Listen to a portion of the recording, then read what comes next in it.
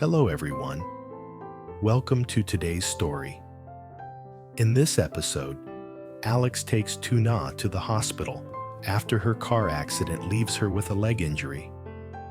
Fearing for the baby she carries, the couple anxiously waits for the doctor's verdict, while at home, Alex's mother cares for Henry, Tuna's son, from her previous marriage. Stay with us until the end of the video to see how love, family, and hope guide them through uncertainty. And don't forget to subscribe to our channel to help us reach 1,000 subscribers. It means so much to us. The late afternoon sun cast long shadows across the farmland. The cassava rose, swaying gently in the breeze. Alex stood at the edge of the field, his hands still dusted with soil after a long day of work. His phone buzzed, shattering the stillness. On the other end, Tuna's voice trembled, weak and urgent. "Alex, my leg hurts again, and I'm scared for the baby." His heart dropped. The memory of the accident just days ago flashed before his eyes. The screech of tires, the shock of impact, the sight of Tuna clutching her stomach in fear. He had tried to be strong, telling her everything would be fine. But now, the worry in her voice pierced through him like a blade. Without a second thought, Alex tossed his gloves aside and called out to the workers nearby. "Brothers, please continue without me. I need to take Tuna to the hospital." His tone left no room for questions. Moments later, he was behind the wheel, the truck rumbling as it sped down the narrow dirt road. Tuna sat beside him, her leg bandaged from the injury, but her hand resting protectively over her belly. Her face was pale, her brows furrowed, and her breathing uneven. Alex reached over, wrapping his hand around hers. "Don't worry, we'll check everything. The baby will be fine," he said, though inside, he prayed those words were true. At home, Henry, Tuna's son from her previous marriage, played in the yard under the watchful eye of Alex's mother. She had insisted on taking care of the boy while they went to the hospital. The older woman's presence was a comfort, her gentle patience soothing Henry's restless energy. "Be good, Henry," she murmured, holding his small hand as they watched Alex's truck disappear down the road. The drive to the hospital felt endless. The hum of the engine mixed with the pounding of Alex's heart. Tuna leaned her head against the window, whispering, "What if something's wrong? What if we lose the baby?" Alex tightened his grip on the wheel. "No, don't think that way. You're strong, and our baby is strong too. We'll hear it from the doctor soon." He forced himself to sound calm, though fear gnawed at him. The hospital's fluorescent lights were harsh against the fading sky as they pulled up. Nurses quickly wheeled Tuna into the maternity wing, while Alex followed closely, refusing to let her hand go until they entered the exam room. Then, for the first time, he was forced to step back, left outside the door with only the echo of medical voices and the pounding in his chest. The corridor was cold and sterile, lined with chairs where other anxious families sat. Alex dropped into one, elbows on his knees, hands pressed together as if in silent prayer. Every second stretched endlessly. He thought of Henry at home, probably asking where his mother was. He thought of his own mother, who had quietly taken on the role of caregiver without hesitation. And he thought of the tiny life inside Tuna's womb, their child, so fragile, yet so deeply tied to his soul. At last, the doctor emerged, clipboard in hand. Alex shot to his feet, his voice tight. "How is she? And the baby?" The doctor's expression softened into reassurance. "Her leg will need rest, but the baby is perfectly fine. The heartbeat is strong. There's no sign of complications." Relief surged through Alex like a wave. His knees nearly buckling under the weight lifted from his shoulders.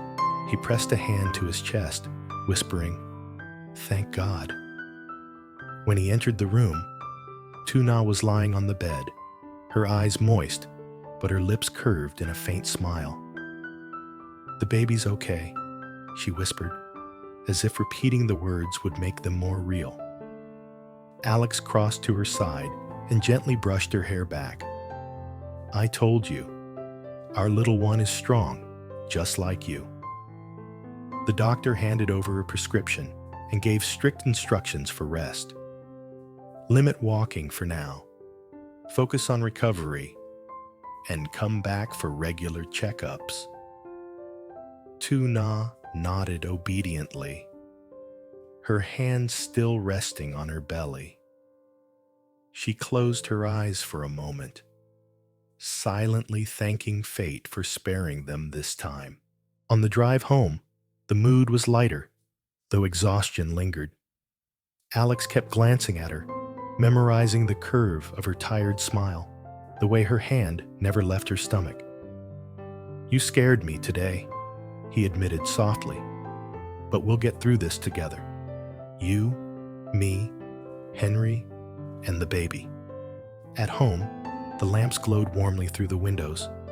Alex's mother greeted them at the door, Henry clinging to her side with wide eyes. "Is Mama okay?" the boy asked, his voice small but full of concern.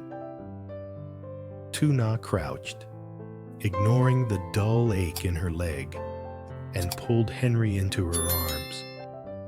"Mama's fine, and so is your little brother or sister," she said, her voice trembling with love. Henry's face lit up, and he pressed his ear against her belly, as if trying to hear the baby himself. Alex's mother stepped forward, her hands steady as always. "I'll handle Henry tonight. You should rest," she said firmly. She guided Henry away, humming softly to him, while Tuna leaned against Alex, her body heavy with relief. That night, their small house was filled with a quiet peace. The soft sound of Henry's laughter drifted from the other room, mixed with the rustle of the night breeze through the windows. Tuna lay in bed, Alex seated beside her, watching her breathe. "Alex," she murmured, eyes half closed. "Thank you for not leaving my side." He squeezed her hand gently. "Where else would I be? You and the baby are my world." Outside, the village settled into silence, but inside their hearts, a new rhythm grew stronger. The steady beat of hope, of family, of love unshaken by fear. Alex glanced toward the ceiling, exhaling slowly. He had never prayed much before, but tonight he whispered a simple one. For Tuna's strength, for Henry's happiness, and for the tiny life inside her, growing stronger with each passing day. The morning light filtered softly through the curtains, painting the small bedroom in shades of gold. Tuna stirred, her hand instinctively resting on her belly. For the first time since the accident, she felt a sense of calm. The doctor's words echoed in her mind. "The baby is fine. The heartbeat is strong." Alex entered quietly, balancing a tray with warm porridge and a glass of milk. "Morning," he said with a gentle smile. "Breakfast in bed today. Doctor's orders."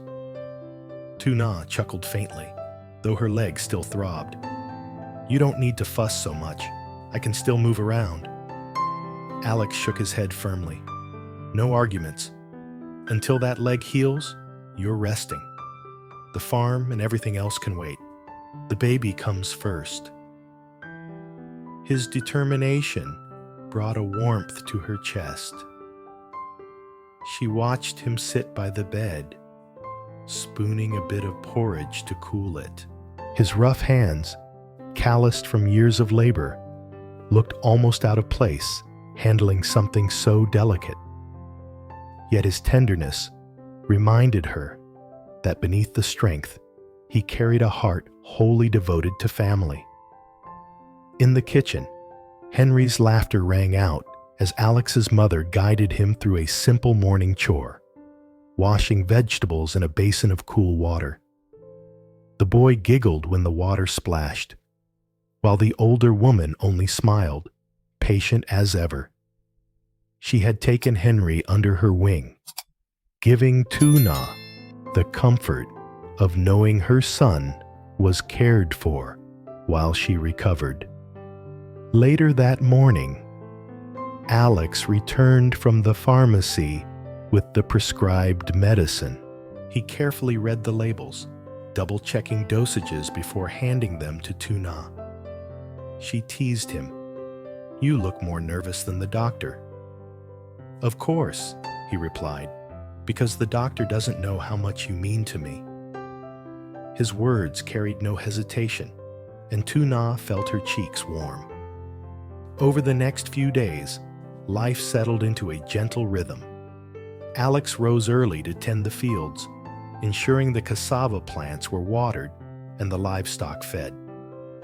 Yet no matter how busy, he always returned to check on Tuna, often bringing fresh fruit or flowers from the garden to brighten her room. In the evenings, the four of them gathered in the small courtyard.